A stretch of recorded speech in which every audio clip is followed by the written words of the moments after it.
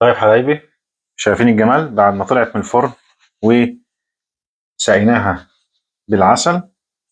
اه، زي بتاعة المحلات بالظبط. اهي اهي ندوق مع بعض. بسم الله. سامعين القرمشة بتاعتها؟ بسم الله الرحمن الرحيم.